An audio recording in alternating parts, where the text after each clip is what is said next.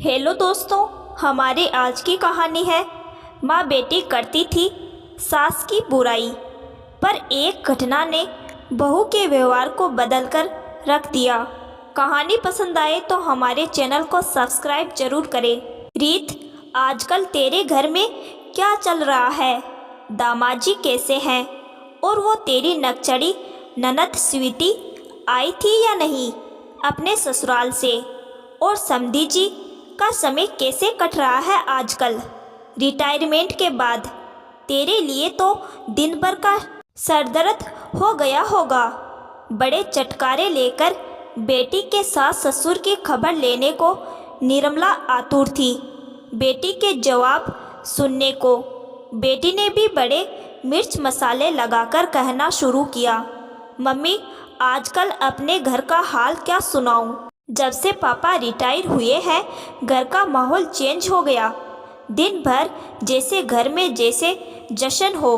और सासू माँ और ससुर जी का तो लगता है आजकल हनीमून पीरियड शुरू हो गया है जैसे।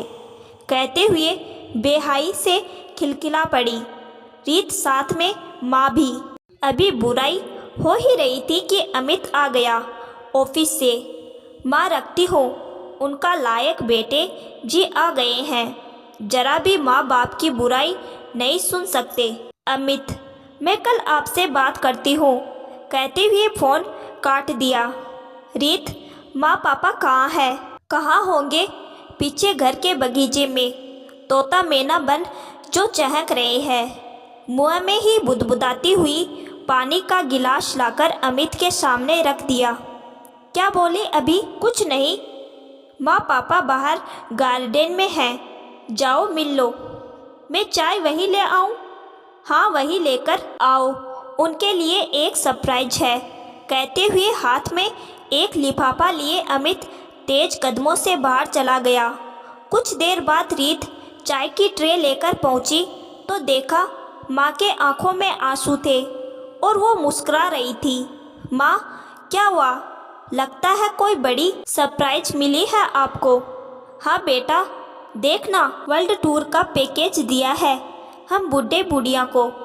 माँ, अपने आप को बुढ़ा ना कहिए, जानता हूँ ये आपका सपना था जो हम भाई बहनों के परवरिश और हायर एजुकेशन के लिए आप भूल गई, लेकिन अब ये पूरा होगा। और सबसे अच्छी बात, पापा का पूरा समय अब आपका होगा।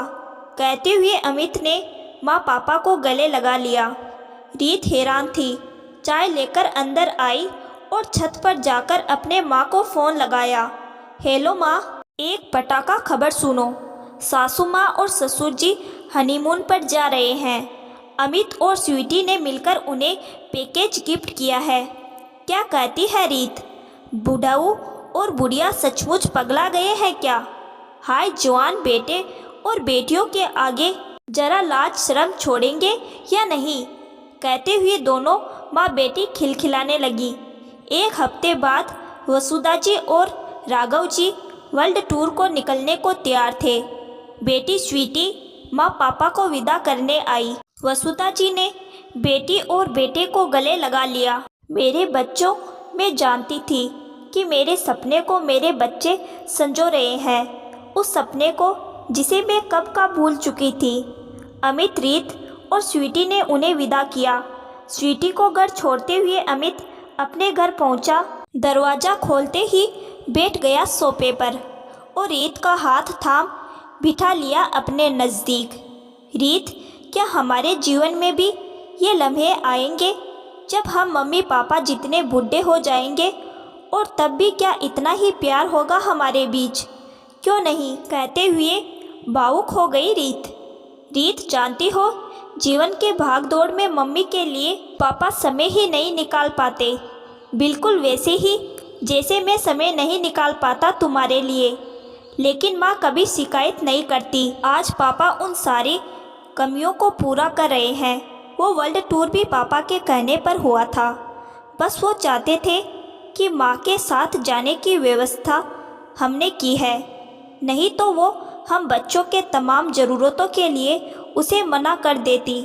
कहते हुए अमित भावुक हो गया। रीत ने उसे गले लगा लिया। हाँ अमित, मैं चाहती हूँ हमारा प्यार भी उस मुकाम पर पहुँचे जहाँ माँ पापा का प्यार है। कहते हुए उसके आंखों से आंसू बहने लगे। आंसू में पश्चाताप भी बह रहे थे कि कितना गलत समझा था मैंने प्यार को। प्यार सिर्फ दैहिक सुख का साधन नहीं, मन और आत्मा की पूर्णता है। आज का दिन मुझे एक सबक दे गया। सोच ही रही थी कि फ़ोन की घंटी बज उठी। हेलो रीत, गए तेरे घर के लैला मजनू? हाँ माँ गए, और मुझे लगता है एक वर्ल्ड टूर आप भी पापा के साथ ले लो। माँ, प्यार जताने की कोई उम्र नहीं होती और ना ही ढलते उम्र का प्यार कोई खराबी। कैसी बात कर रही है? कौन सी घुंटी पिला गई तेरी सास? प्यार की घुंटी माँ, जिम्मेदारियों की घुंटी, जिसे पिलाना आप भूल गई थी शायद।